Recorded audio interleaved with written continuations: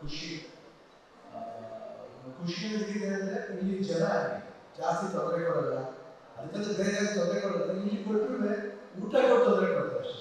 ಜಾಸ್ತಿ ಊಟ ಮೀನು ಕೊಡೋದು, ತುಂಬ ಸ್ನೇಹಿತರಿದ್ದಾರೆ ಅವರ ಮೀನು ಮಾಡ್ಕೊಂಡು ಕೊಡೋದು, ಆ ಥರ. ಏನು ಹೇಳಕ್ಕೆ ಇಷ್ಟಪಡ್ತೀನಿ ಅಂದರೆ, ನೋಡಿ ಎಷ್ಟು ದುನಿಯಾದಲ್ಲಿ ಬಂದರೆ ಈ ಸಮುದ್ರದಲ್ಲಿ ಸಾಕಷ್ಟು ಮೀನುಗಳು ಸಿಗುತ್ತೆ. ಕಾಡೆ, ವಜ್ರ ಸಿಗುತ್ತೆ, ಆಮೇಲೆ ಭೂತಾಯಿ, ಸಾಕಷ್ಟು ಪ್ರಾನ್ಸ್, ಏಡಿ ಸಿಗುತ್ತೆ, ಕ್ರ್ಯಾಬ್ ಸಿಗುತ್ತೆ, ಎಲ್ಲ ಸಿಗುತ್ತೆ. ಅದು ಯಾವ ಜಾತಿಗಳೇ ಗೊತ್ತಿಲ್ಲ. ಸಮುದ್ರದಲ್ಲಿ ಹಾಗೆ ಇರುತ್ತೆ. ನೀವು ಅಷ್ಟೇ ಎಷ್ಟೊಂದು ಜಾತಿಗಳಿದೆ, ಎಷ್ಟೊಂದು ಥರ ಮನುಷ್ಯರಿದ್ದಾರೆ. ಎಲ್ಲರ ಜೊತೆ ಸೇರಿ ಬಾಳ್ತಿಲ್ಲ, ನೀವು ನಿಜವಾಗ್ಲೂ ಕಮ್ಮಿ ಮಾಡ್ತೀವಿ. ಅದು ಎಷ್ಟು ಮಟ್ಟಿಗೆ ಅದು ಅಷ್ಟೇ. ನಾವು ಎಲ್ಲೂ ಬಾಳ್ತೀವಿ ಅನ್ನೋದು ಮುಖ್ಯ, ಯಾರ ಜೊತೆ ಬಾಳ್ತೀವಿ ಅನ್ನೋದು ಮುಖ್ಯ, ಎಲ್ಲರೂ ಬೇಕು ಅನ್ನೋದು ಮುಖ್ಯ. ಯಾಕಂದ್ರೆ ಅದು ಕೌಂಟ್ ಆಗುತ್ತೆ. ಯಾಕಂದ್ರೆ ಯಾರು ಏನೇನೋ ಮಾತಾಡ್ತಾರೆ, ಬಟ್ ನಮ್ಗೆ ಏನು ಬೇಕು ಅಂತ ನಮಗೆ ಗೊತ್ತು ಅಷ್ಟೇ.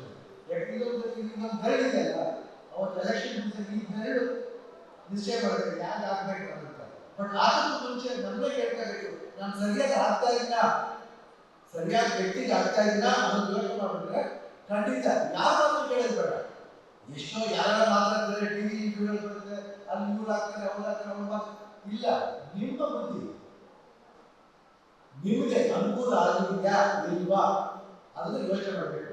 ಇವ್ರು ಮಾಡಿದ್ರೆ ನಮ್ಗೆ ಇರಬೇಕು. ಅವಾಗಲೇ ಎಲ್ಲರೂ ಬರಬೇಕು, ಹೊಸದಾಗೆ ಬರೋದು, ಯಾರು ಟ್ರೈಂಡ್ ಆಗಿ ಬರಲ್ಲ.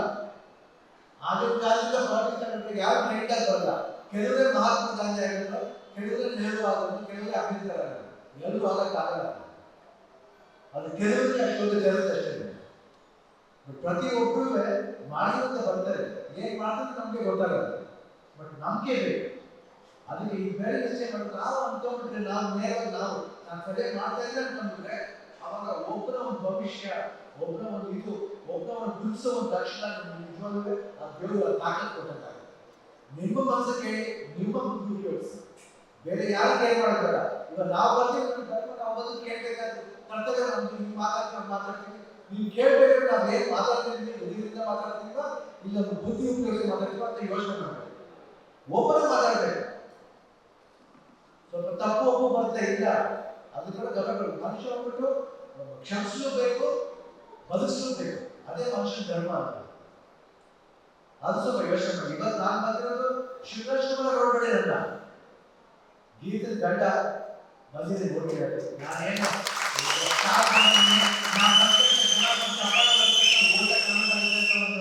ಒಂದು ಭ್ರಮೆ ಇದೆ. ನಾನು ಮಾತಾಡೋದು ಅರ್ಥ ಆಗಿದೆ, ಮನಸ್ಸಿಗೆ ಬಿಟ್ಟಿದ್ರೆ ಖಂಡಿತ ಕೆಲಸ ಮಾಡ್ತಾರೆ. ಆ ತಾಕತ್ತಿದೆ. ಯಾಕಂದ್ರೆ ಏನು ಬಂದೇ ಇಲ್ಲ, ನಾವು ಬೈದೂರಿಗೆ ಇಲ್ಲ ಈ ಜಾಗದಲ್ಲಿ ಅವಾಗ ಬರ್ತಾ ಇದ್ದೀವಿ. ನಮ್ಮ ಇಂಡಸ್ಟ್ರಿ ಬಂದು 38 ವರ್ಷ ಆಯ್ತು. 38 ವರ್ಷದಿಂದ ಸಾಕಷ್ಟು ಸಿನಿಮಾ, ಅಪ್ಪಾಜಿ ಅಂತ ನಾನೇ ಜಾಸ್ತಿ ಸಿನಿಮಾ ಮಾಡಿದ್ದೀನಿ. ಜೊತೆಗೆ ಗೀತನೂ ಬಂದಿದ್ದಾರೆ. 38 ವರ್ಷ ಆಯ್ತು ಮದುವೆ ಆಯ್ತು. ಮಕ್ಕಳು ಬೆಳೆದಿದ್ದಾರೆ, ಒಬ್ರು ಮದುವೆ ಆಗಿದೆ, ಅಳಿಯನು ಡಾಕ್ಟರ್. ಸೊ ಎಲ್ಲ ಒಂದು ಇದನ್ನು ನೋಡಿದ್ದಾರೆ.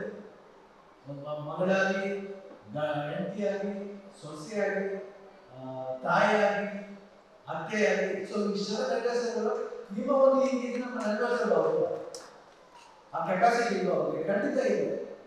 ಧೈರ್ಯ ಮಾಡಿ ಮನಸ್ಸಾರ ಕೊಡ್ಬೇಕು. ನೋಡಿ, ಮನಸ್ಸಾರ ಕೊಟ್ಟು ನೋಡಿ, ಖಂಡಿತ ಈ ಜಾಗ ಆ ಜಾಗ ಏನು ವೈದ್ಯರು ದೂರ ಆಯ್ತು. ಮನಸ್ಸಿದ್ರೆ ಮಾರ್ಗ. ನಾವು ಇರ್ತೀವಿ. ನಾನೇ ಶೂಟಿಂಗ್ ಇದ್ದೆ, ಕಂಟಿನ್ಯೂ ಶೂಟಿಂಗ್ ಇದ್ದೆ. ಆದ್ಮೇಲೆ ಇಲ್ಲಿ ಬರ್ಬೇಕಾದ್ರೆ ಬೆಳಗ್ಗೆ 5 ಗಂಟೆ ನೈಟ್ ಶೂಟಿಂಗ್ 10 ಗಂಟೆ ಹೋಗಿದ್ದು. ಬೆಳಗ್ಗೆ 5 ಗಂಟೆ ಫ್ಲೈಟ್, ಮನೆ ಮನೆಗೆ 2 ಬರೋದು. ಅದೇ ಬಂದೆ. ಯಾಕೆ ಬಂದೆ?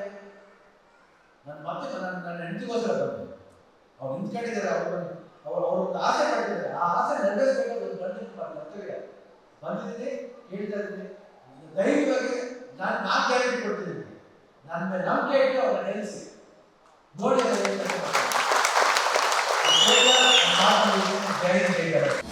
ಅನುಕ್ಷಣದ ಸುದ್ದಿಗಳಿಗಾಗಿ ವಿಸ್ತಾರ ನ್ಯೂಸ್ ಯೂಟ್ಯೂಬ್ ಚಾನೆಲ್ ಸಬ್ಸ್ಕ್ರೈಬ್ ಮಾಡಿ. ಹೊಸ ಸುದ್ದಿಗಳ ನೋಟಿಫಿಕೇಶನ್ಗಾಗಿ ಬೆಲ್ ಐಕಾನ್ ಕ್ಲಿಕ್ ಮಾಡಿ. ಲೇಟೆಸ್ಟ್ ಅಪ್ಡೇಟ್ಸ್ಗಾಗಿ www.vistaranews.com ವೆಬ್ಸೈಟ್ಗೆ ವಿಸಿಟ್ ಮಾಡಿ.